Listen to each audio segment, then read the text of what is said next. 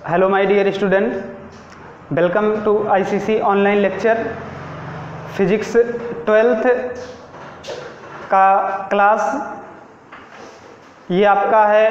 देखिए, इसके पहले वाले क्लास में हम लोग ओम के नियम की व्युत्पत्ति किए थे और R बराबर ml/n/a/e² टाउ ये हमारा फार्मूला मिला था। आगे आज हमारा जो नेक्स्ट टॉपिक है वो है मोबिलिटी ऑफ चार्ज कैरियर्स, आवेश वाहकों की गतिशीलता। देखिए, आवेश वाहकों की गतिशीलता से क्या तात्पर्य है? किसी भी आवेश वाहक का जो अनुगमन वेग होता है, आवेश वाहकों का जो अनुगमन वेग होता है Vd, और वैद्युत क्षेत्र की जो तीव्रता होती है E, इसका जो रेशियो होता है, इसी को हम लोग चार्ज कैरियर्स की मोबिलिटी कहते हैं। इसको म्यू से रिप्रेजेंट करते हैं। आवेश वाहकों की गतिशीलता बराबर Vd/E।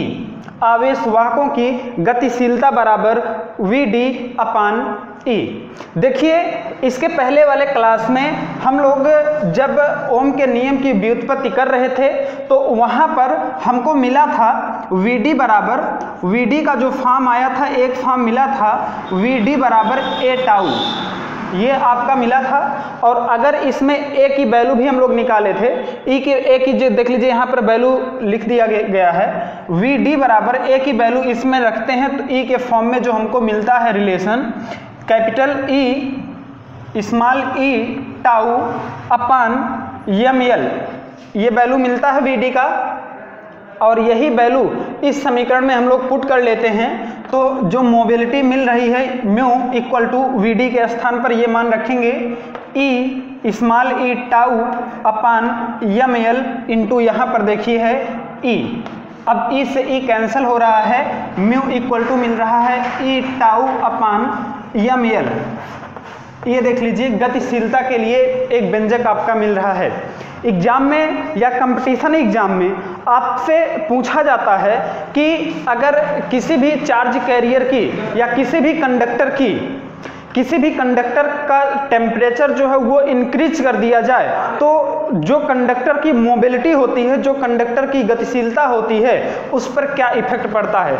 देखिए, अगर हम चालक के ताप में वृद्धि कर दें तो चालक के ताप में वृद्धि करने से चालक में जो मुक्त इलेक्ट्रॉन उपस्थित होते हैं वो वाइब्रेट होने लगते हैं, मतलब वाइब्रेशन की जो कह सकते हो गतियां है वो बढ़ जाती है, तेजी से वाइब्रेट करने लगते हैं। और अगर वो तेजी से वाइब्रेट करने लगते हैं तो धन आयनों से जो उनकी टक्कर होती है वो टक्कर बहुत जल्दी होने लगती है। और अगर टक्कर कम समय में हो रहा है तो देखिएगा, टक्कर कम समय में होने का मतलब क्या हुआ कि ये जो टाउ है, रिलैक्सेशन टाइम, श्रांतिकाल का मान घट जाएगा। ध्यान दीजिए, अगर कोई भी चालक है और इसका टेम्परेचर हम इंक्रीज कर दें तो इसमें जो फ्री इलेक्ट्रॉन है, फ्री इलेक्ट्रॉन धन आयनों से जो इनकी टक्कर है, ये टक्कर जल्दी होने लगेगा, कम समय में होने लगेगा। और अगर कम समय में हो रहा है टक्कर तो हम कह सकते हैं कि रिलैक्सेशन टाइम की वैल्यू घट गई। और अगर रिलैक्सेशन टाइम की वैल्यू घट गई तो यहाँ से देख लीजिए स्पष्ट हो रहा है कि म्यू की वैल्यू भी घट जाएगी। तो ताप बढ़ाने से किसी भी चालक की गतिशीलता घटती है, ये याद रखिएगा। ताप बढ़ाने से किसी भी चालक की गतिशीलता घटती है। आगे देखिए,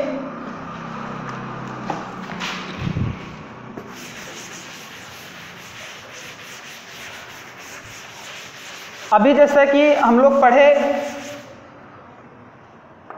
म्यू बराबर Vd/E, म्यू बराबर Vd/E, जहां Vd अनुगमन वेग है और E वैद्युत क्षेत्र की तीव्रता।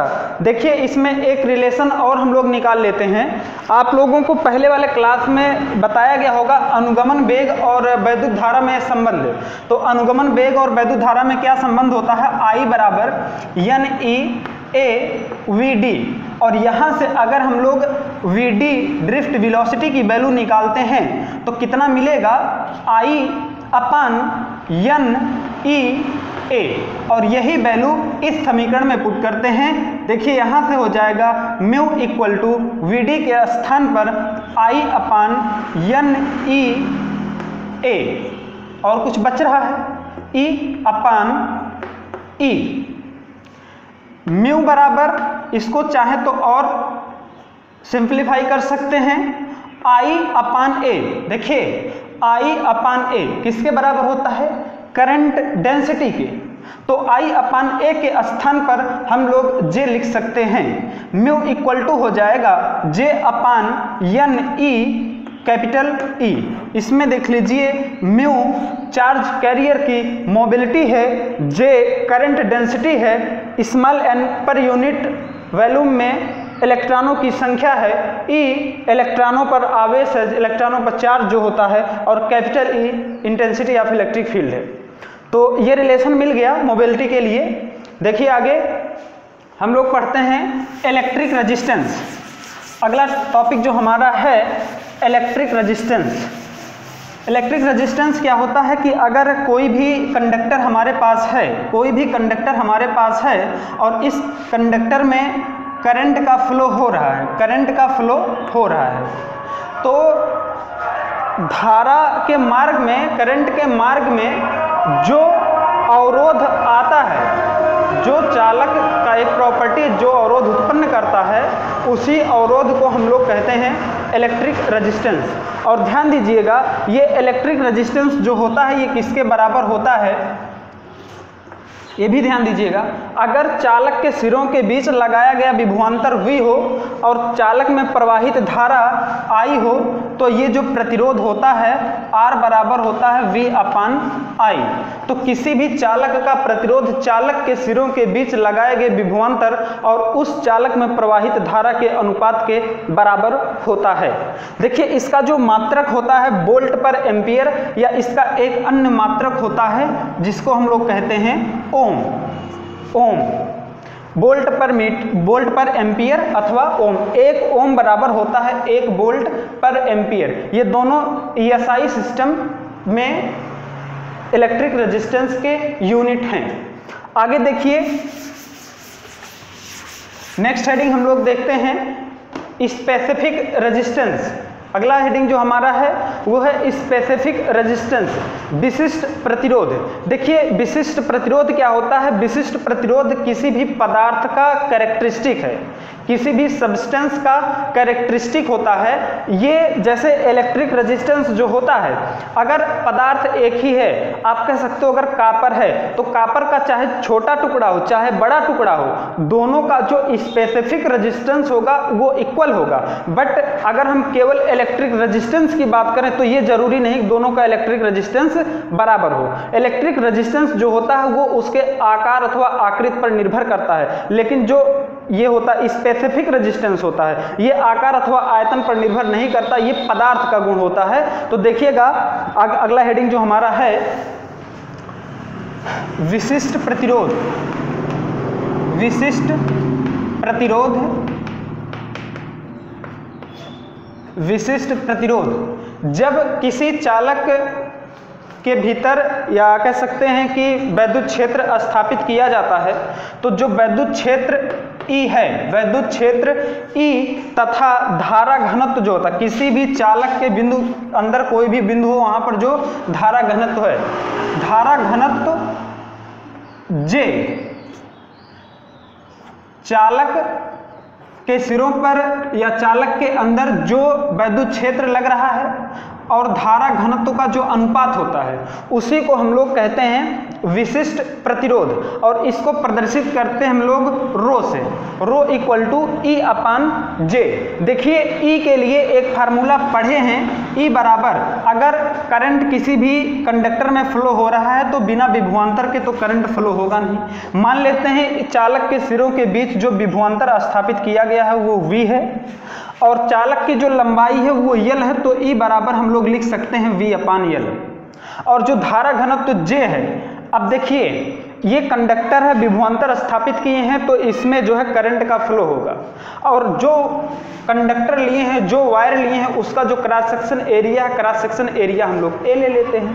तो उस कंडीशन में जो करंट डेंसिटी है, करंट डेंसिटी का मान कितना आएगा, I अपान ए। ध्यान दीजिएगा, I अपान ए। और E और J का मान, दोनों मान उठा के जो है हम लोग इस समीकरण में रख लेते हैं।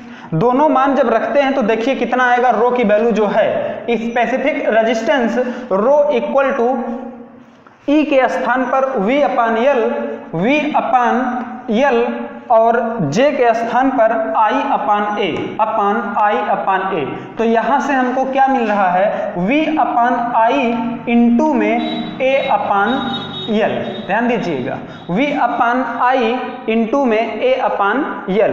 तो यहाँ से रो इक्वल टू मिल रहा है, रो इक्वल टू देखिए V अपान I, अभी हम लोग पढ़े थे इलेक्ट्रिक रेजिस्टेंस और V अपान I मिला था हमको R के बराबर। तो V अपान I के स्थान पर हम लोग लिख सकते हैं कैपिटल R, जहां कैपिटल R इलेक्ट्रिक रेजिस्टेंस है, इंटू A अपान L। तो हमको स्पेसिफिक रेजिस्टेंस के लिए जो एक्सप्रेशन मिला वो रो इक्वल टू R इंटू में A अपान L। अब देखिए, अगर आपको यहां से भी डिफाइन करना है स्पेसिफिक रेजिस्टेंस को, तो आप कह सकते हो, माना या यदि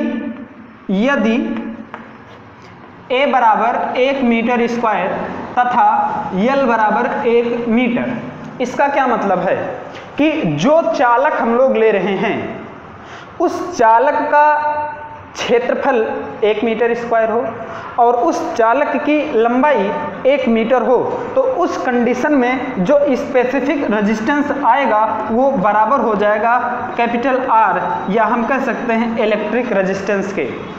तो अगर यहाँ पर हमको इसके फॉर्म में डिफाइन करना है तो कह सकते हैं कि किसी 1 मीटर लंबे चालक के एकांक क्षेत्रफल का जो प्रतिरोध होता है उसी को हम लोग विशिष्ट प्रतिरोध कहते हैं। एकांक या फिर एकांक क्षेत्रफल वाले एकांक लंबाई के चालक का जो प्रतिरोध होता है वही चालक का विशिष्ट प्रतिरोध कहलाता है। और यह विशिष्ट प्रतिरोध चालक के पदार्थ का गुण होता है। एक ही चालक है तो उस चालक का स्पेसिफिक रेजिस्टेंस एक ही होगा, कांस्टेंट होगा।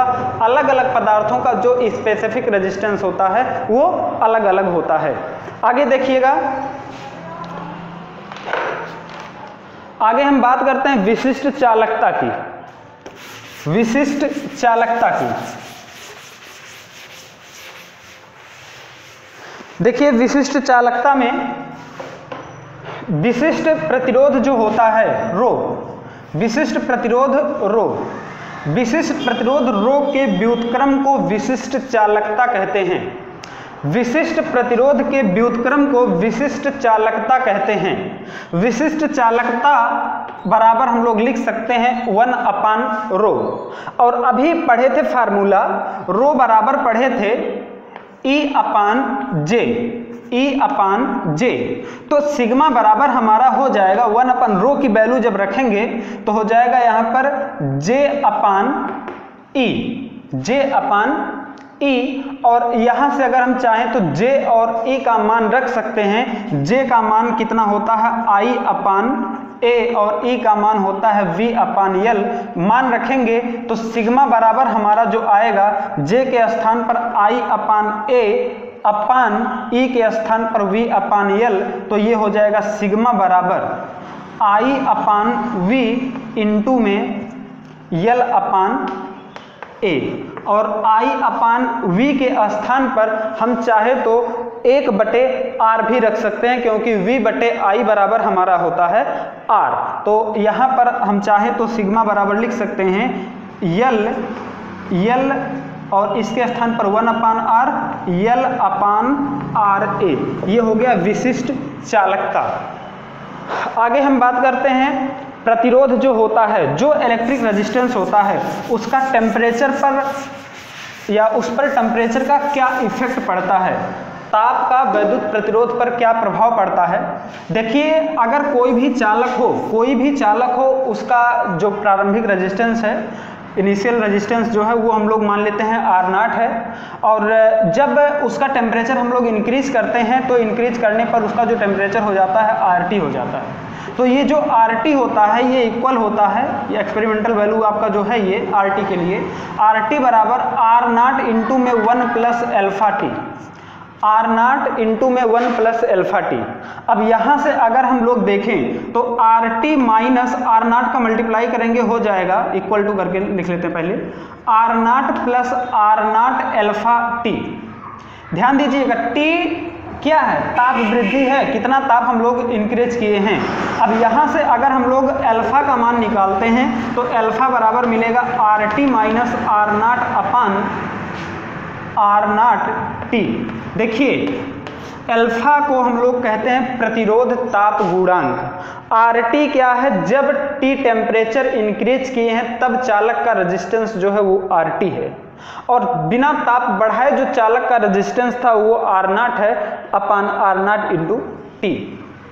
यहाँ पर हम लोग कह सकते हैं अगर T का मान यदि T बराबर 1 डिग्री सेल्सियस तो अल्फा का जो मान आएगा वो हो जाएगा RT माइनस R0 अपान R0। देखिए, प्रतिरोध ताप गुणांक कोई पूछे किसे कहते हैं तो हम लोग कह सकते हैं यदि किसी चालक का ताप 1 डिग्री सेल्सियस बढ़ाया जाए तो चालक के प्रतिरोध में होने वाली वृद्धि तथा चालक के प्रारंभिक प्रतिरोध का जो अनुपात होता है वही प्रतिरोध ताप गुणांक कहलाता है। इसका जो मात्रक होगा प्रति डिग्री सेल्सियस हम कह सकते हैं, प्रति डिग्री सेल्सियस। आगे देखिए, बात करते हैं हम लोग इलेक्ट्रिक रेजिस्टेंस का कम्बिनेशन।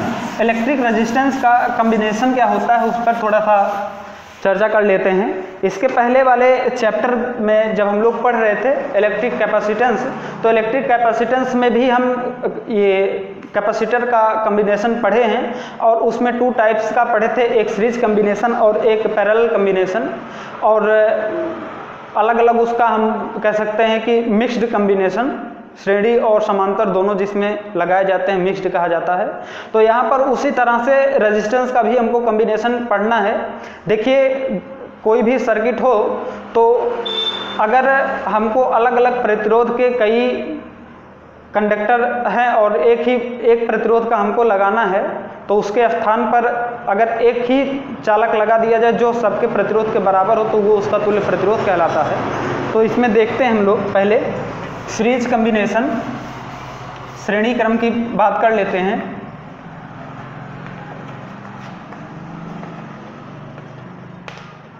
सीरीज कम्बिनेशन, श्रेणी क्रम में देखिएगा, कोई भी वायर हो, इसका एक सिरा या हम कह सकते हैं एक प्रतिरोध का दूसरा सिरा अगले प्रतिरोध के पहले सिरे से जुड़ा होता है, और दूसरे प्रतिरोध का दूसरा सिरा तीसरे प्रतिरोध के पहले सिरे से जुड़ा होता है, और पहले प्रतिरोध का पहला सिरा और दूसरे प्रतिरोध अंतिम प्रतिरोध का दूसरा सिरा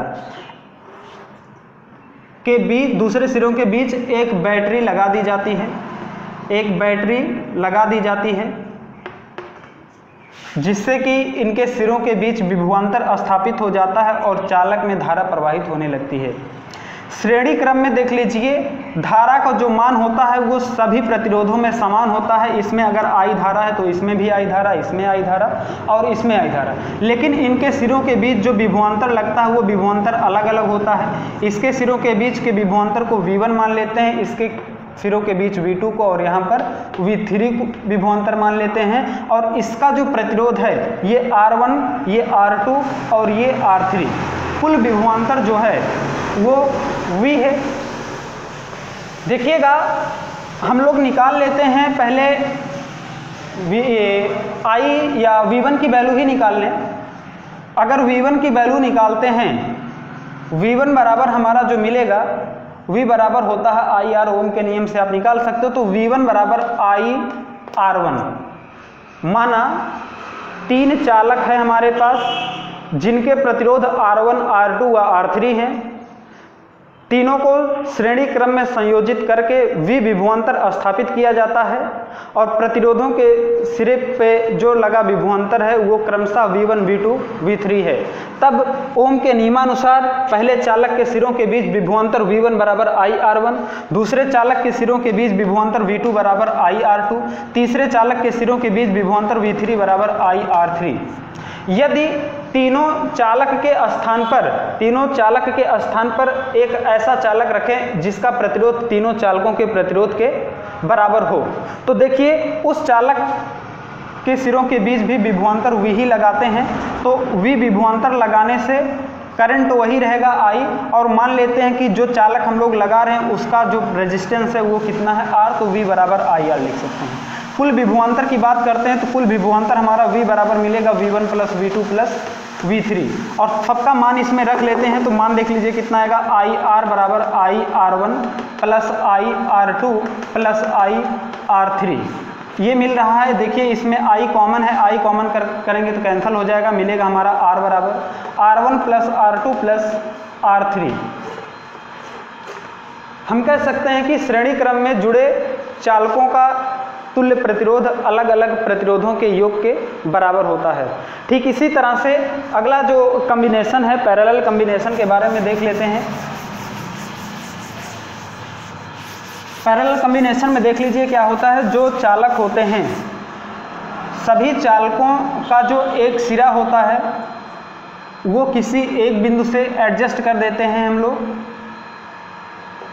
और दूसरा सिरा जो होता है किसी दूसरे बिंदु से एडजस्ट कर देते हैं, कुछ इस तरह से। और इन सिरों को एक बैटरी से जोड़ देते हैं। अब देखिए करंट का फ्लो कुछ इस तरह से होता है, यहाँ पर 3 कंडक्टर अलग अलग डायरेक्शन में हैं, 3 वायर अलग अलग दिशाओं में, तो ये जो धारा इसमें प्रवाहित होती है धारा यहीं पर आती है और 3 भागों में विभक्त हो जाती है।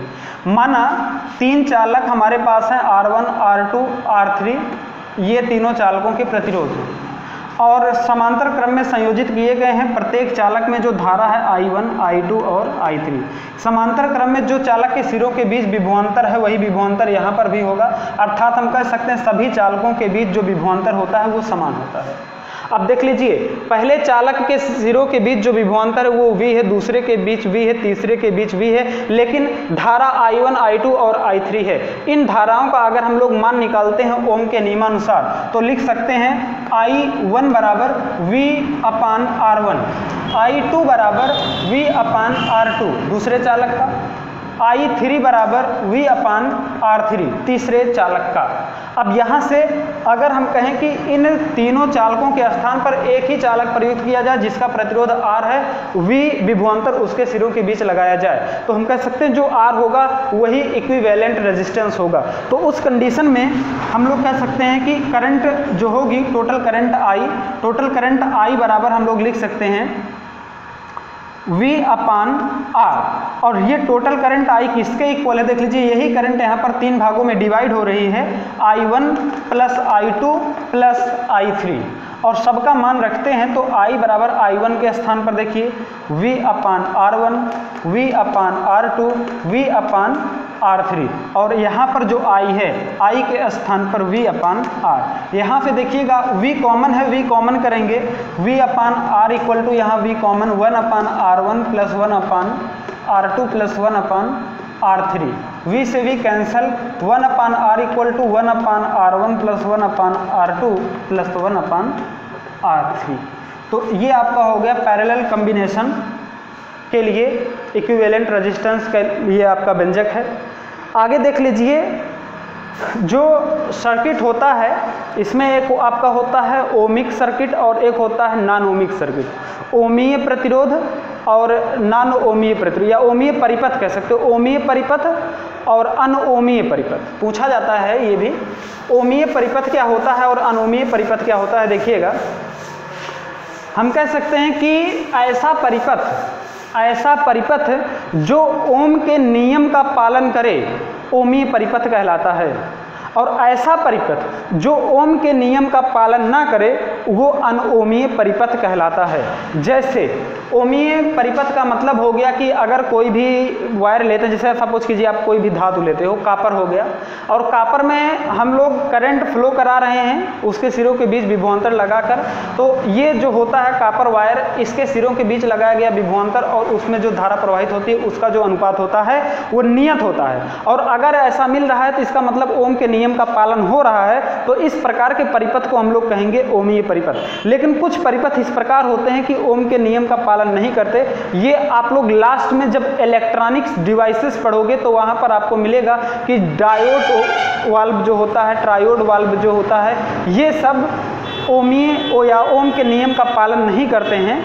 अलग अलग बिंदुओं पर इनका जो रेजिस्टेंस होता है वो अलग अलग होता है। पता चला वहाँ पर ग्राफ है इस तरह से नहीं मिलता, ग्राफ कुछ इस तरह से मिल रहा है। यहाँ पर आर का मान कुछ है तो यहाँ पर आर का मान कुछ है, यहाँ ढाल निकालते हैं कुछ है, यहाँ ढाल निकालते हैं कुछ है, तो इसको हम लोग बोलते हैं अनओमीय परिपथ। इसमें देख लीजिए एक रेजिस्टेंस आपका होता है जिसको हम लोग बोलते हैं गत्यात्मक प्रतिरोध।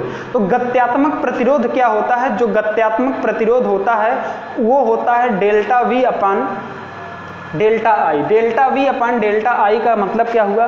गत्यात्मक, नाम ही देखिए, गत्यात्मक प्रतिरोध मतलब प्रतिरोध गति करता। गति करने का मतलब क्या हुआ कि प्रतिरोध निरंतर बदलता रहता है, और बदलते रहने का मतलब क्या हुआ कि ये जो रेजिस्टेंस हमारा शो कर रहा है, अगर हम कहें इतना रेजिस्टेंस, तो उतना रेजिस्टेंस तो हर जगह नहीं होगा, किसी इंस्टेंटेनियस पर होगा, इंस्टेंटेनियस टाइम पर होगा, वो क्षणिक होगा।